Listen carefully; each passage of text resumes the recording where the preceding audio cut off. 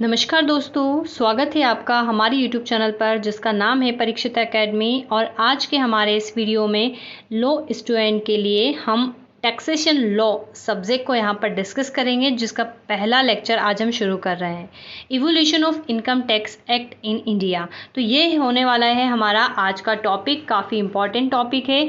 तो यहाँ पर आपको जिस भी किसी सेमेस्टर में या जिस भी किसी यूनिवर्सिटी में, चाहे वो हो या फिर 3 ईयर या 5 ईयर का कोई लॉ प्रोग्राम हो, अगर आपको टैक्सेशन लॉ है तो सबसे पहले आप अपना सिलेबस देखिए और सिलेबस से कनेक्ट कीजिए कि क्या ये टॉपिक आपको मिल रहा है। डेफिनेटली मिलेगा क्योंकि ये बेसिक है।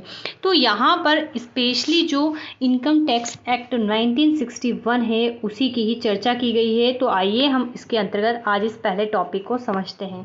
टॉपिक में आगे बढ़ने से पहले आपको कहना चाहेंगे, नए हैं तो चैनल को सब्सक्राइब करें, वीडियो पसंद आता है तो इसे लाइक या शेयर ज़रूर करें, और अगर किसी प्रकार की सजेशन है तो आप हमें दे सकते हैं। तो चलिए वीडियो में हम आगे बढ़ने से पहले सबसे पहले एक नज़र जो है सिलेबस पर देख लेते हैं। तो हमारे सामने है DAVV का यह सिलेबस, जिसमें प्रिंसिपल ऑफ टैक्सेशन लॉ के बारे में देख रखा है। तो आप यूनिट देख सकते हैं, इसमें मुख्य रूप से जो है इनका जो हमारा आज का टॉपिक है वही कवर किया हुआ है, और इसमें डेफिनेशंस दे रखी है और रेसिडेंशियल स्टेटस ऑफ एसेसेस दे रखा है। तो जब हम डेफिनेशन में पढ़ेंगे आपको सारी चीज़ें क्लियर होगी। इसी प्रकार यूनिट सेकंड दे रखी है, आप देख सकते हैं यूनिट थर्ड, फोर्थ और फिफ्थ। तो इस प्रकार से हमारी 5th यूनिट है, आप सिलेबस देख लीजिए। और हमारे इस वीडियो लेक्चर सीरीज़ जिसमें हम पूरा टैक्सेशन लॉ समझाएंगे उसको एंजॉय करिएगा। सिलेबस को देखने के बाद हम अपने टॉपिक की ओर आगे बढ़ते हैं और भारत में आयकर विधि के विकास के बारे में चर्चा करते हैं। तो हमारा जो इंडेक्स है, दैट मीन हम आज हमारे वीडियो में क्या कुछ देखने वाले हैं वो हम यहाँ पर बता रहे हैं। तो हम यहाँ पर जो है सामान्य आश्रम परिभाषा देखेंगे, कभी कर की देखेंगे तो हम कभी आय की देखेंगे, ठीक है, आयकर की देखेंगे कभी। तो इसके बारे में हम जानेंगे, आयकर कानून के घटक समझेंगे, और आयकर विधि का जो विकास है तो प्राचीन इतिहास से लेकर जो हमारा अभी तक जो वर्तमान में लागू है यहाँ तक हम इसको क्रम से जानेंगे। तो चलिए आगे बढ़ते हैं। सबसे पहले हम बात करते हैं आयकर, यानी कि हम यहाँ पर टैक्स की बात कर रहे हैं कि टैक्स का सामान्य आशय क्या है। तो हम देखेंगे कि कर क्या होता है, यानी कि टैक्स क्या होता है। तो ये वह धन होता है जो राज्य सेवाओं के उपयोग के लिए सरकार को देना होता है, ठीक है। कौन देता है? तो जो उसके नागरिक होते हैं राज्य के, वो देते हैं। तो इसकी कई सारी लिमिट्स होती है कि किस पर लगता है, कितनी आय पर लगता है, वो सब कुछ प्रावधान इनकम टैक्स एक्ट में दे रखे हैं।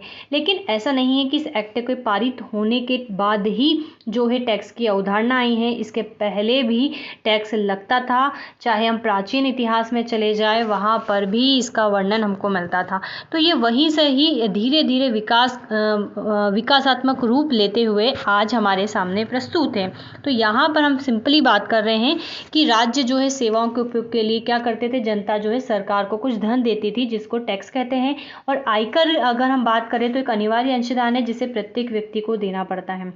किसी राज्य द्वारा व्यक्ति या विविध संस्था से जो अपनी आय पर अधिकार या धन लिया जाता है उसे कर कहते हैं। हम इसको एक अलग प्रकार से परिभाषित कर सकते हैं कि किसी राज्य द्वारा व्यक्तियों या विविध संस्था से जो अपनी आय पर अधिभार, एक्चुअल में अधिभार या धन लिया जाता है उसे क्या कहा जाता है, तो उसे कहा जाता है टैक्स, कर कहा जाता है।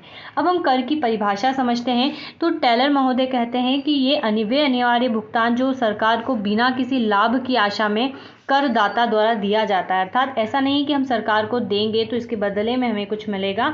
एक्चुअल में ऑलरेडी इनविजिबल सेवाएं सरकार हमारे लिए करती हैं, तो हम कोई लाभ की आशा नहीं करते इसके। तो इसके रिस्पेक्ट में हम क्या करते हैं, कुछ टैक्स देते हैं जो कि क्या कहलाता है, कर कहलाता है। और कर की आय जो है जन कल्याण पर खर्च की जाती है। कई सारी जन कल्याण पर होती है, जो सरकारी कर्मचारी होते हैं उनके वेतन पर होती है। नहीं, मुख्य रूप से जो देश की अर्थव्यवस्था इसी से ही संचालित होती है। तो यहाँ पर टेलर महोदय ने कहा है। अब आयकर शब्द की परिभाषा जो है अधिनियम 1961 की धारा 232 में भी दे रखी है। धारा 2 में जो है एक्चुअल में इस एक्ट की कई सारी डेफिनेशन दे रखी है, जिसके 32वें क्रमांक पर आयकर दे रखा है। अब आयकर की डेफिनेशन जब हम उस वाले टॉपिक को पढ़ेंगे तब वहीं पर करेंगे, नहीं तो वीडियो अननेसेसरी बड़ा हो जाएगा। तो हमारे सेकंड वीडियो में आपको इसका डेफिनेशन देखने को मिलेगा। टैक्स शब्द लैटिन शब्द हेक्सारे से लिया है, जिसका अर्थ होता है शुल्क, ठीक है। तो ये होता है सिंपली टैक्स का डेफिनेशन। हम बात करें भारतीय संविधान की 7वीं अनुसूची की प्रविष्टि संख्या जो 82 है उसके द्वारा ये जो है शासित होता है। और आयकर प्रत्येक व्यक्ति के द्वारा गत वर्ष के दौरान यानी कि जो बीता वर्ष है उसके दौरान अर्जित गई कुल आय पर आरोपित किया जाता है। तो व्यक्तियों में कौन आता है, तो व्यक्तियों में हिंदू, अविभाजित और अविभाजित परिवार, व्यक्तियों का संघ, व्यक्तियों का निकाय, किसी भी संस्था तथा कंपनी इत्यादि को क्या है, शामिल किया जाता है। ठीक है, तो इसको अविभाजित परिवार हमको पढ़ना है। व्यक्तिगत कर आवासीय स्थिति पर भी निर्भर करता है। तो ये कुछ हम बिंदुवार हमने पॉइंट्स लिखे हैं जिसको आप अपनी राइटिंग में इस्तेमाल कर सकते हैं। अब हम यहाँ पर चलते हैं और महत्वपूर्ण टॉपिक की चर्चा करते हैं कि इसके आधारभूत अवधारणा क्या है, यानी कि आयकर कानून के घटक क्या है। तो ये वर्तमान परिप्रेक्ष्य में अगर हम बात करें तो इसके मुख्य रूप से 5 घटक है। आयकर अधिनियम 1961, वित्त अधिनियम, आयकर नियमावली 1962, केंद्रीय प्रत्यक्ष कर बोर्ड जिसको हम CBDT भी कहते हैं, और सर्वोच्च न्यायालय तथा उच्च न्यायालयों के निर्णय जो है इसके अंतर्गत शामिल किए जाते हैं। अब हम यहाँ पर अगर आयकर अधिनियम की बात करें तो जब आप इस टॉपिक को टैक्सेशन लॉ को कवर करेंगे तो ये ऑटोमेटिकली आपका कवर हो जाएगा। तो मुख्य रूप से जो अधिनियम है 1 अप्रैल 1962 से प्रभावी हुआ है और इसमें 298 धाराएं और 14 अनुसूचियां शामिल हैं। वित्त अधिनियम की अगर हम बात करें तो वित्त मंत्री संसद के दोनों सदनों के समक्ष जो है वित्त विधेयक रखता है। हमें पता है कि यहाँ से टैक्स का स्लॉट डिसाइड होता है हर साल जो भी वित्तीय वर्ष में रखा जाता है, तो ये रखते हैं। एक बार वित्त विधेयक को संसद के द्वारा स्वीकृति प्राप्त हो जाने तक राष्ट्रपति की जब इसको सहमति मिल जाती है तो उसके बाद ये वित्त अधिनियम बन जाता है। और वित्त अधिनियम प्रत्यक्ष कर तथा अप्रत्यक्ष कर, केंद्रीय उत्पाद शुल्क इत्यादि में दोनों में ही क्या करता है, संशोधन करता है। इसके अलावा आयकर नियमावली 1962 की हम बात करें तो प्रत्यक्ष करों में दिए जाने वाले संशोधनों का जो अधिकार है वो CBDT यानी कि केंद्रीय प्रत्यक्ष कर बोर्ड के पास होता है। और आयकर अधिनियम की जो 295 नंबर की धारा है ये केंद्रीय प्रत्यक्ष कर बोर्ड को नियमों को निर्धारित किए जाने की शक्ति प्रदान करता है, तो ये हमें याद रखना है। और केंद्रीय जो प्रत्यक्ष कर बोर्ड द्वारा जारी किए जाने वाले परिपत्र में अधिसूचनाएं भी काफ़ी इंपॉर्टेंट होती है, जिसके बारे में धारा 119 में दे रखा है कि धारा 119 के अधीन क्या होता है कि प्राप्त शक्तियों का उपयोग करते हुए जो CBDT है वो विभिन्न परिपत्र एवं अधिसूचनाओं को क्या करता है, जारी करता है। और ये परिपत्र अधिनियम की विषय वस्तु से संबंधित संदेह को स्पष्ट करते हैं।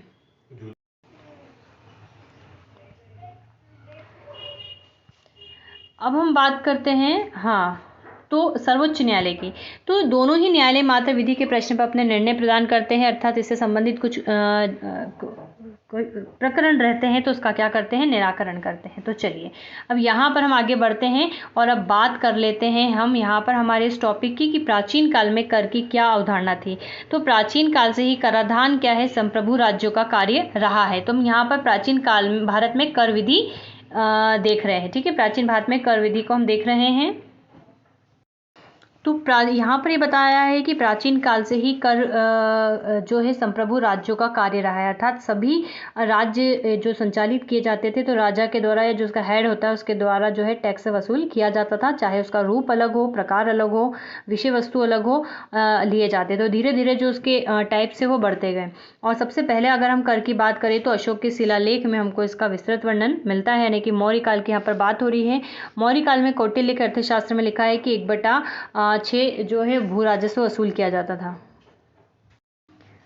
प्राचीन भारत के एक प्रसिद्ध ग्रंथ मनुस्मृति के श्लोक 128 में कहा गया है कि नागरिकों से कर एकत्र करना शास्त्र के अनुसार है, अर्थात ये जनता का कर्तव्य है, क्योंकि जनता कर देगी, राज्य के पास पैसा रहेगा तभी वो जो है उसका प्रोटेक्शन कर सकता है। तो जिसके पास जितना धन होता है वो उतना ही शक्तिशाली होता है। और बौद्ध सूत्र में भी कहा गया है कि राजा को अपनी प्रजा से जो आय होती है का 6वां भाग सुरक्षा के बदले में मिलता था। कौटिल्य के अर्थशास्त्र के अनुसार जो है अर्थ केवल धन नहीं है, यह क्या है, बल्कि ये कौटिल्य बोलते हैं कि सरकार की शक्ति उसके खजाने की ताकत पर निर्भर करती है। राजकोष से सरकार की शक्ति आती है और पृथ्वी जिसका आभूषण खजाना है, खजाने के माध्यम से जो है आय के माध्यम से प्राप्त की जाती है। कालिदास के रघुवंश में भी राजा दिलीप की प्रशंसा करते हुए कहा गया है कि यह केवल अपनी प्रजा की भलाई के लिए था कि वह उससे कर वसूल करता है और जैसे सूर्य पृथ्वी से नमी खींचकर उसको 1000 गुना वापस कर देता है, वैसे ही जो है कर की अवधारणा रही है। अब हम कर की बात करें तो इसके बाद भी जो है प्राचीन भारत के बहुत सारे पैमाने हैं, जैसे कि हमें पता है सिंधु घाटी सभ्यता सबसे पहले हमारा हिस्टोरिकल इवेंट मिलता है। तो स्पेशली वो खंडरों पर आधारित इतिहास, इसलिए हम नहीं कह सकते क्या था, लेकिन कर तब भी था। ऋग्वेद में भी कर जो टैक्स है बलि नामक जो है कर लिया जाता था। इसके बाद गुप्त काल में भी भाग नामक भू राजस्व, भोग नामक राजा को प्रतिदिन दिए जाने वाला कर और बलि नामक धार्मिक कर जो है प्रचलित था। शुल्क जिसको हम चुंगी कर कहते थे ये भी प्रचलित था, जो मार्गों पर वसूल किया जाता था। और जजिया कर का नाम भी आपने सुना होगा, जो मुस्लिम शासकों गैर मुस्लिमों पर लगाते थे। तो इस प्रकार कर के कई रूप थे, कई पैमाने थे। लेकिन अब आइए हम आ जाते हैं सिस्टमेटिक फॉर्म पर, आयकर विधि के विकास पर, जिसमें भारत में जो वर्तमान इनकम टैक्स एक्ट लागू है उसकी रूपरेखा का जो ग्राउंड पिलर्स क्या है उसके बारे में। तो निश्चित रूप से ब्रिटिश जो टाइम है इन्होंने इसको जो है एक सिस्टमेटिक रूप दिया, और आज हम उसको ये विकास होते होते आज हम इसको वर्तमान रूप में समझ पा रहे हैं। तो आयकर विधि का जो विकास है मुख्य रूप से 5 एक्ट हमको इसमें पढ़ने हैं। 1860 का, 1886 आयकर अधिनियम, 1918, 1922 और 1961। तो 1961 तो जब आप इस टॉपिक को कवर करेंगे तो ऑटोमेटिकली बहुत अच्छे से आपका ये कवर हो ही जाएगा। यहाँ पर आपको ज़्यादा कुछ नहीं पढ़ने की ज़रूरत है, आप इसको मोटा मोटा देख सकते हैं, और अगर आप डीप में समझना चाहें तो निश्चित रूप से आप इसको गूगल कर देख सकते हैं, पढ़ सकते हैं, समझ सकते हैं। तो चलिए हम वीडियो के साइज़ को ज़्यादा बड़ा नहीं करते और पहले आयकर अधिनियम 1860 की बात करते हैं। तो पहले आयकर अधिनियम फरवरी 1860 में सर जेम्स विल्सन द्वारा पेश किया गया था, और इस अधिनियम को 24 जुलाई 1860 को वायसराय की स्वीकृति मिली और ये तुरंत प्रभाव से लागू हुआ। इसमें 21 भाग थे और 259 जो है इसकी धाराएं थी। आय के 4 अनुसूची में वर्गीकृत किया गया था, यानी कि कहाँ कहाँ से वसूल किया जाएगा। तो भू संपत्ति से आय, व्यवसाय और व्यापार से आय, प्रतिभूतियों, वार्षिकी और लाभांश से आय, और वेतन और पेंशन से आय, और कृषि योग्य जो आय है वो भी इनकम टैक्स में शामिल की जाती थी। ये पहले आयकर अधिनियम की बात है। आयकर अधिनियम 1886 भी आया, इसमें कई सारे जो सुधार और पुनर्गठन हुए जो 1860 का था। तो हमने यहाँ पर इसको इम्पोर्टेंस नहीं दिया है, हमने आपको कहा आप चाहे तो इसके नोट्स और कवर कर सकते हैं। इसके बाद आयकर अधिनियम 1918 आया, जिसमें 1917 में सुपर टैक्स की जो है शुरुआत हुई, और इसके बाद आयकर अधिनियम 1922 आया। तो आयकर अधिनियम जो 1922 हुआ, इसमें हम अगर बात करें 1939 से 1956 के बाद इसको 29 बार संशोधित किया गया है, इसलिए हम इसको यहाँ पर ज़्यादा डिटेल में नहीं लिख रहे हैं, क्योंकि मेन हमारा 1961 है। 1946 में पूंजीगत लाभ पर कर लगाया गया। 1956 में भारतीय कर प्रणाली के जांच हेतु निकोलस कल्डोर को नियुक्त किया गया, जिसकी रिपोर्ट के आधार पर कई कर जो है आधान अधिनियम बनाए गए, जैसे संपत्ति कर अधिनियम 1957, व्यय कर अधिनियम 1957 और उपहार कर अधिनियम 1958। ये इसकी विशेषता है। अब आइए सबसे इंपॉर्टेंट की बात करते हैं। तो आयकर अधिनियम 1961 की हम यहाँ पर बात करेंगे। तो महावीर त्यागी की जो अध्यक्षता में कमेटी गठित की थी, उन्होंने जो रिकमेंडेशन दी उसके बाद इस एक्ट को पारित किया गया। तो यहाँ पर 30 नवंबर 1960 को अपनी रिपोर्ट प्रस्तुत की और इसके सिफारिशों आयकर अधिनियम में आकार दिया, और 1 अप्रैल 1962 से जो है प्रभावी हुआ। आयकर अधिनियम 1922 का इसने स्थान लिया। इसमें टोटल 298 सेक्शन से 23 अध्याय और 14 अनुसूचियां हैं। तो ये था हमारा आयकर अधिनियम, और आयकर अधिनियम में हम आय के कुछ वर्ग देख लेते हैं वर्तमान में, जैसे हमने पहले वाले में देखे थे। तो यहाँ पर वेतन, पूंजीगत लाभ, गृह संपत्ति से आय, व्यवसाय अथवा पैसे से आय और अन्य स्रोतों से आय को शामिल किया जाता है। अब इनके बारे में विस्तृत रूप से हमको पढ़ना है, क्योंकि पूरा यूनिट सिलेबस इसी पर ही बेस्ड है। तो ये जनरल इंट्रो हमने यहाँ पर देखा था। तो आई थिंक आपको समझ में आ गया होगा, और हमारा वीडियो जो है ये यहीं पर जो है इसका दी एंड हो रहा है। दैट मीन यहाँ तक हमने इवोल्यूशन को समझ लिया है। अब आप आयकर अधिनियम में बहुत कुछ पढ़ेंगे, तो हम जैसे जैसे तो वीडियो में आगे बढ़ते आएंगे। लेक्चर सीरीज में 2 सेकेंड लेक्चर आएगा, थर्ड लेक्चर आएगा, तो हम इसी को ही कवर करेंगे। तो आई थिंक आपको ये वीडियो पसंद आएगा। तो इनकम टैक्स या टैक्सेशन लॉ को समझने के लिए हमने आज उसका पहला लेक्चर आपको समझाया है। बताइएगा आपको वीडियो कैसा लगा। अच्छा लगा हो तो प्लीज़ चैनल को सब्सक्राइब ज़रूर करें। Have a nice day and thanks for watching.